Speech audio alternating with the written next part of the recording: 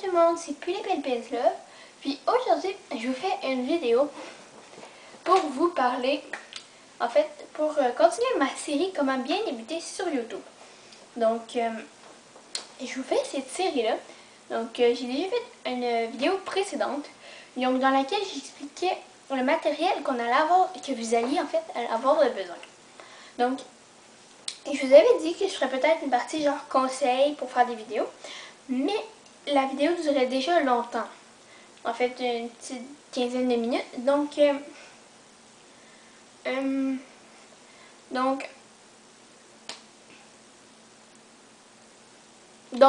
j'ai fait la deuxième partie de cette vidéo-là, en fait.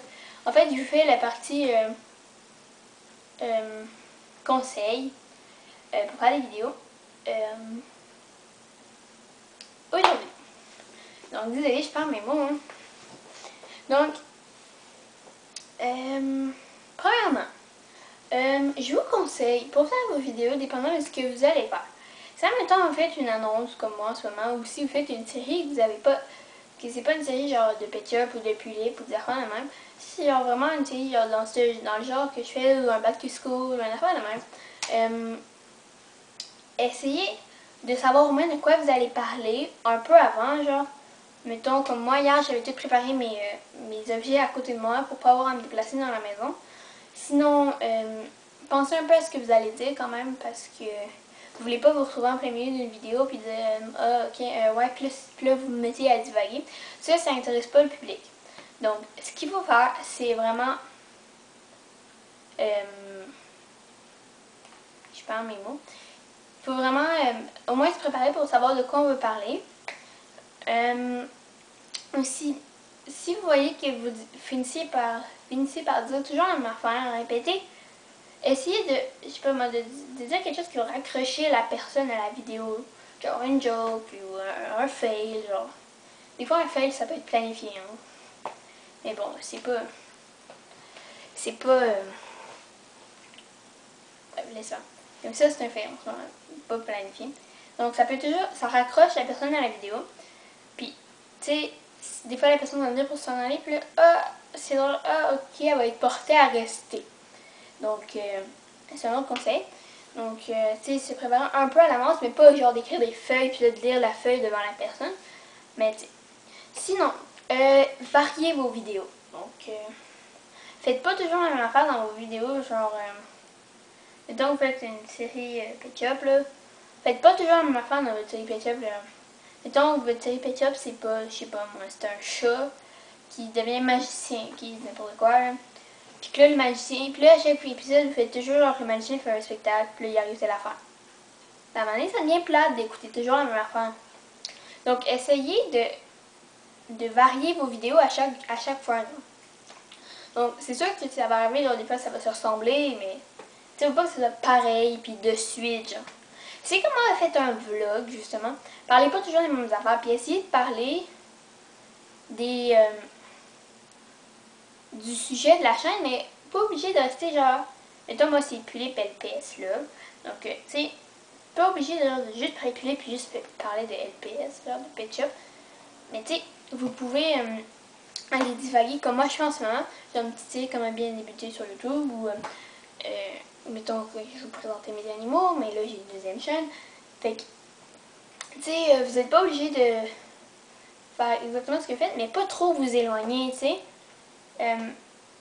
Si, mettons, vous avez une chaîne Petchup Pulip, allez pas faire des vidéos genre sur Black Ops. J'ai dit ça quand même, Black Ops, parce que je sais pas, ça m'est venu en tête. Donc, au Call of Duty, tu sais, ça ne rapporte pas en tout avec les Pulip ou les Petchup, là. Mais tu sais, essayez de rester au moins un peu dans le sujet, genre, pas vous éloigner un peu, mais pas trop. Sinon, faut pas avoir peur de recommencer la vidéo. Moi, ça m'arrive parfois. J'ai juste vérifié quelque chose.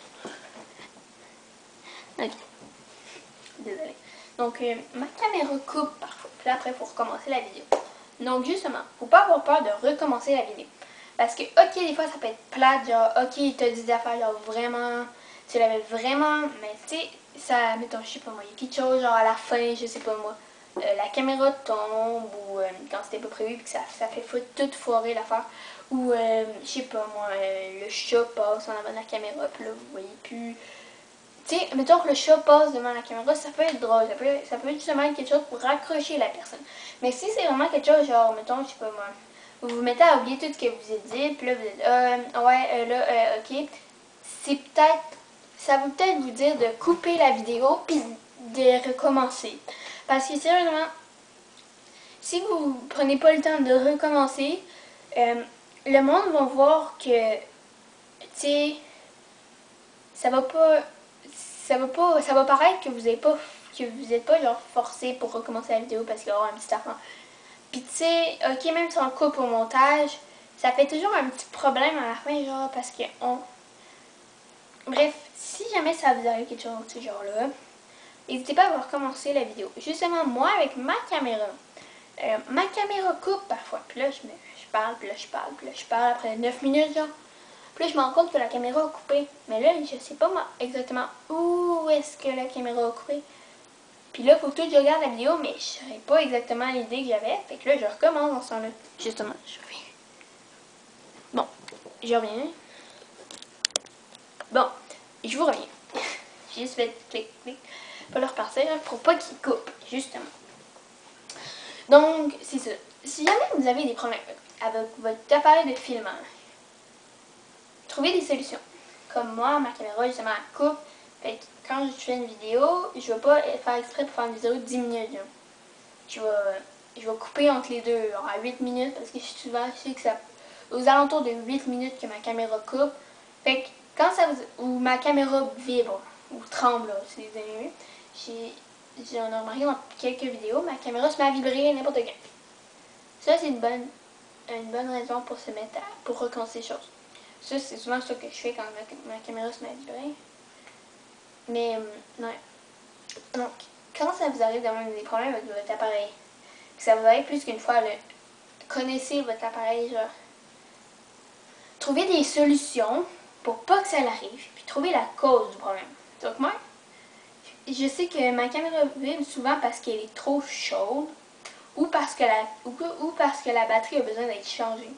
Donc souvent, quand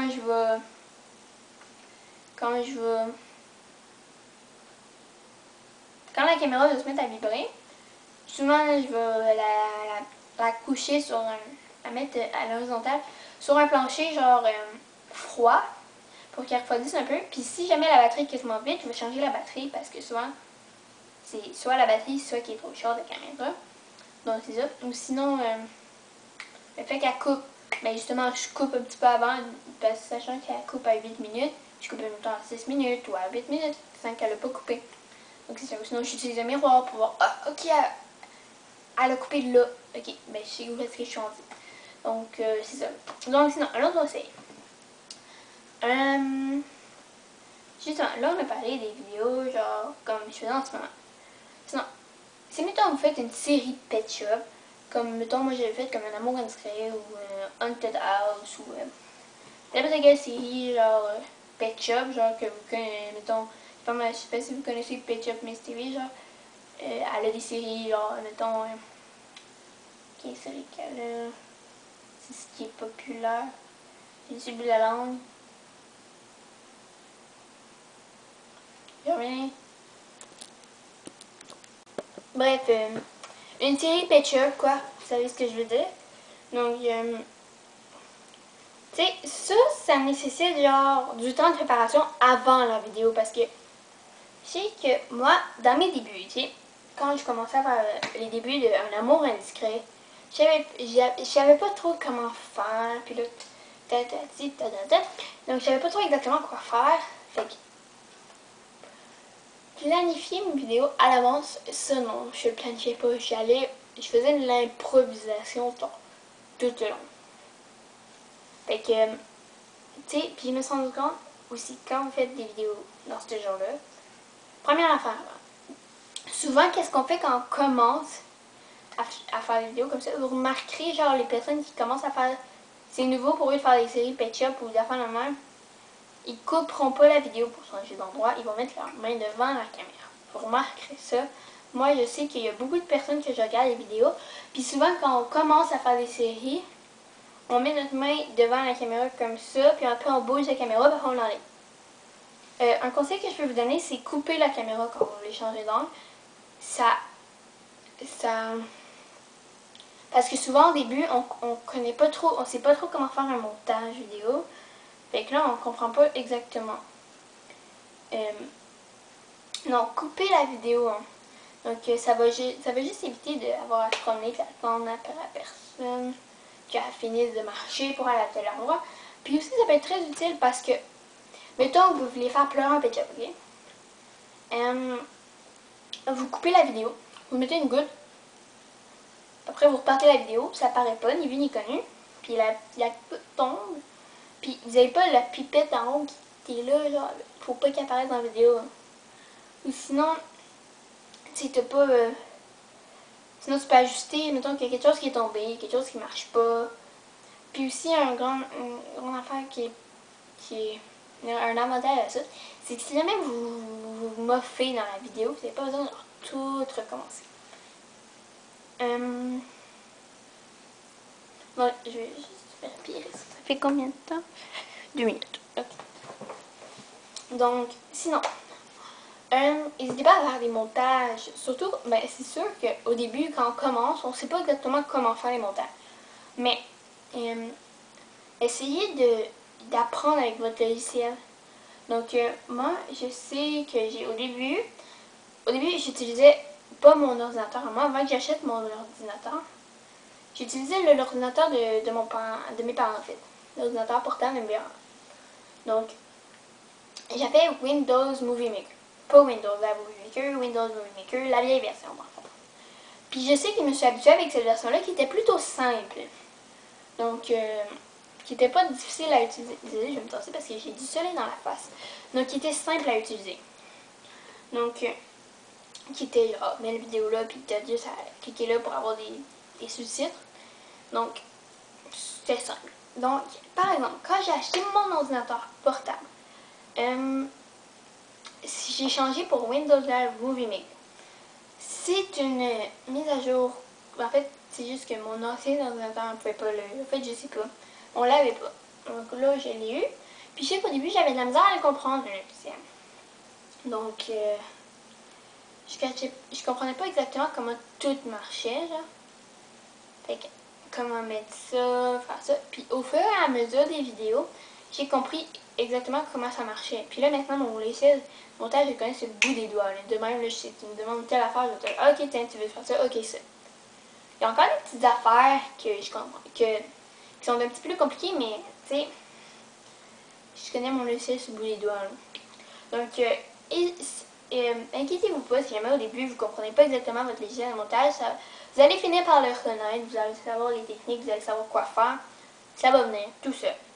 Si jamais vous venez vraiment, vous voulez vous porter une nouvelle série et puis là vous dites, il faut que je fasse un montage, n'hésitez pas à aller regarder des vidéos YouTube de personnes qui vous montrent comment utiliser le logiciel. Si vous ne comprenez pas, n'hésitez pas à écrire un commentaire, dire je comprends pas ce que tu veux me réexpliquer. La personne va vraiment avoir plaisir de vous le réexpliquer. Elle est là pour ça, si elle a fait le tutoriel, elle est là pour ça. Donc, c'est un autre conseil. Sinon, essayez de, comme je disais tantôt pour la vidéo, préparez-vous à l'avance. Mais dans ces séries-là, préparez-vous vraiment à l'avance. Planifiez exactement ce que vous allez faire, dire, puis comment vous allez le faire.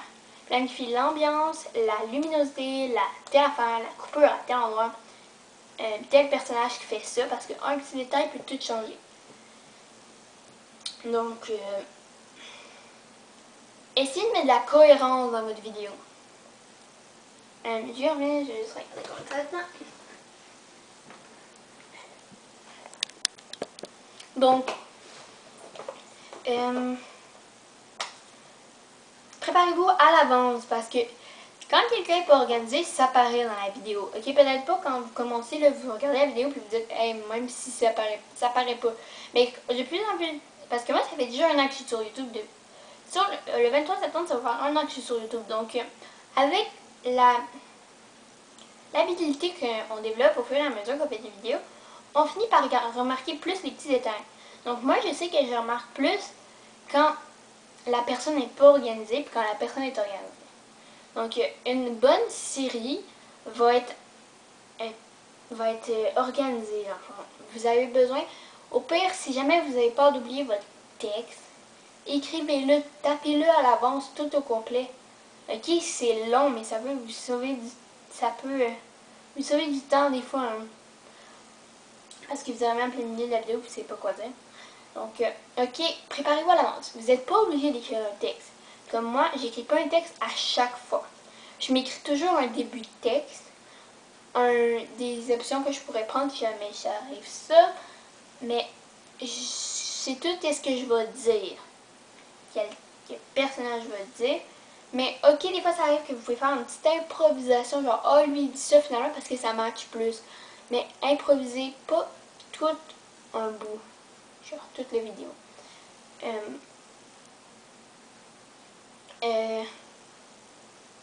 Si jamais, mettons, vous vous mettez à improviser, puis ça marche bien, puis la cohérence est bonne, genre, ben gardez-le, mais gardez-le en tête, genre.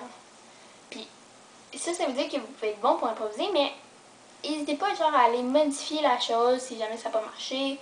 Parce que souvent, quand on improvise, on s'en rend pas compte, mais on est là, puis là, on laisse des petits moments de silence de genre 2 secondes, mais ça paraît pas quand on commence, mais ça paraît... Moi, j'ai remarqué ces fois-là, quand la personne, elle laisse un petit bout de temps, elle parle pas, genre, puis là, elle se met à parler, ça, c'est parce que la personne a improvisé. Mais ça peut être très bien aussi. Donc, n'hésitez pas à vous planifier. En fait, c'est mes conseils. Hein. Donc, sinon, quand vous faites un tutoriel, essayez d'être le plus clair possible. Parce que la personne à qui vous expliquez la vidéo, vous ne savez pas c'est qui. Ça peut être un enfant de 5 ans, ça peut être un enfant de 7 ans, ça peut être une personne de 20 ans, ça peut être une personne de 50 ans qui regarde vos vidéos parce que la personne est intéressée par ça. Parce que je sais qu'il y a des personnes de plus âgées qui aiment les pulipes parce que c'est une pulipe genre de collection. Donc, vous pouvez avoir une personne plus âgée qui regarde vos tutoriels. Donc, expliquez clairement. Essayez de pas marmonner, genre, ouais, puis là, faut que vous fassiez ça, puis là, ça. Puis, allez pas trop vite. Puis, essayez si vous pouvez, moi, ce que je fais, en tout cas, c'est que je coupe à chaque étape. Donc, j'explique une étape comme il faut, après je coupe. Puis après, j'explique l'autre étape, après je coupe. Ça fait que vous expliquez vraiment cette étape-là. Vous prenez le temps d'expliquer cette étape-là, quoi faire, comment le faire. Ok? Mais vous n'avez pas besoin d'expliquer pendant 2 heures, mettons que vous avez besoin de mettre de la colle là.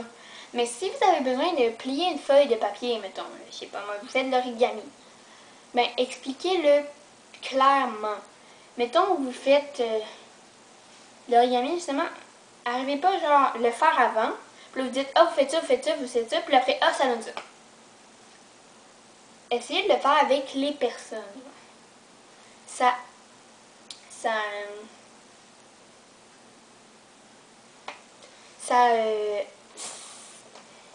marche mieux, on comprend mieux.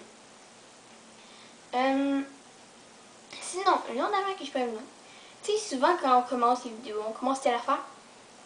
Mais en tout cas, moi, je sais que j'étais comme ça au début.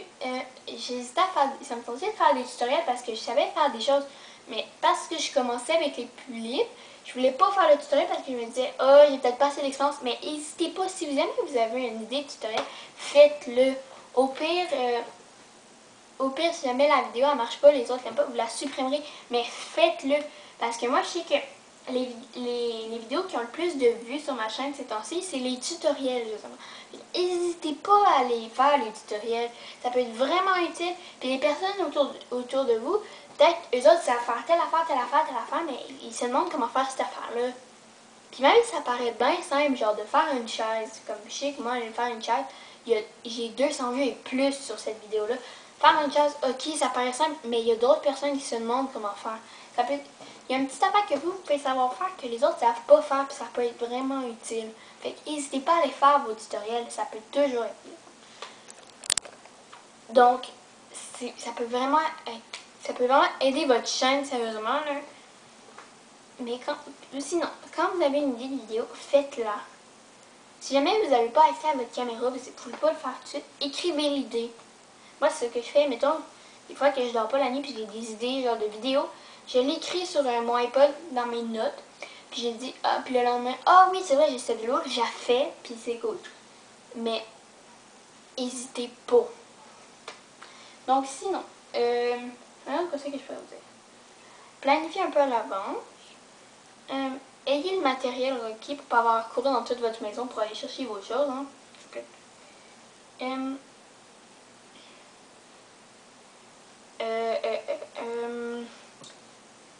Connaissez le sujet dont vous parlez. Et si vous avez... Je sais que des fois ça fait ça. Moi, des fois ça me fait ça. Des fois, je parle de quelque chose. Oh, faut que j'ai oublié une information, faut que j'ai regardé. Oh, j'ai oublié telle affaire, il faut que j'ai regardé. Oh, faut que j'ai cherché ça. Ça, c'est pas fatigant, mais ça peut désaccrocher. La personne peut décrocher de votre vidéo pour ça. Donc, essayez de vous renseigner tout comme il faut avant de faire votre vidéo. Ça peut juste aider votre chaîne. Aider votre vidéo, en fait. Sinon,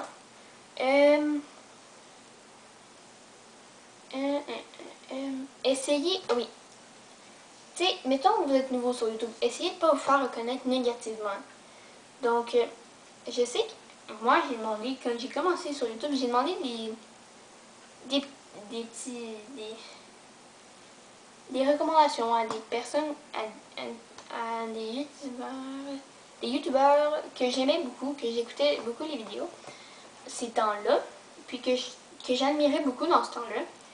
Donc, que j'aimais beaucoup comment la façon de faire les vidéos qu'ils faisaient, la popularité qu'ils avaient eux. Puis, je suis d'accord avec eux, essayez de ne pas vous faire remarquer négativement quand vous arrivez sur YouTube, parce que ça va toujours rester collé à votre chaîne. Parce qu'il y a toujours que, mettons que vous allez sur une vidéo, vous aimez pas la vidéo. Ok, c'est cool, mais vous n'êtes pas obligé de dire ah, ta vidéo est nulle, justement un pouce rouge. C'est pas utile de mettre cette vidéo-là. Puis vous remarquez que les personnes qui ont beaucoup d'abonnés, là, les abonnés qui sont abonnés à cette chaîne-là, la personne, puis qui admirent cette personne-là, ils vont toutes vous rentrer dedans. Ils vont tous, hey là, pourquoi tu dis ça, là? Puis, sérieusement, là, vous irez voir là, n'importe quelle vidéo de personnes qui ont beaucoup d'abonnés, puis une critique, genre dans les débuts de la vidéo, 6 mois plus tard, il y a encore des personnes qui disaient, hey, tu devrais pas dire ça. Sérieusement, si vous êtes nouveau sur YouTube, insultez personne. Insultez pas. C'est si simple. Parce que vous allez vous faire rentrer dedans, sérieusement, puis ça va rester collé à votre chaîne. Parce que, ok, tout le monde va oublier, mais il y a toujours une personne qui va dire, ah, lui, il a dit ça, là, il est méchant. Puis tout le monde va se regrouper contre vous. Ça va nuire à votre chaîne. Donc,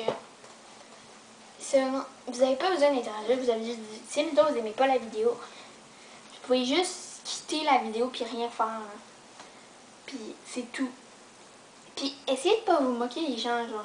Parce que moi, je sais que j'ai regardé une chaîne un jour, puis les personnes, ils se moquaient de l'apparence de la personne. Mais en fait, c'était pour le contenu du jeu qui allait voir cette vidéo-là. Mais en fait, il y a des personnes qui disaient, hey, t'es tellement laid, genre, que j'aurais pu voir tes vidéos. Laid ou laide, là. Puis là, c'est la personne, tu sais, ça affecte beaucoup la personne qui est derrière l'ordinateur, là. Vous savez pas, peut-être qu'un petit négatif.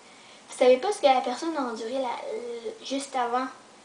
Donc peut-être que la personne avant, elle s'est fait dire t'es grosse, t'es laide, tes vidéos sont nulles, tu devrais pas être sur YouTube, tu as plein d'affaires, plein d'affaires.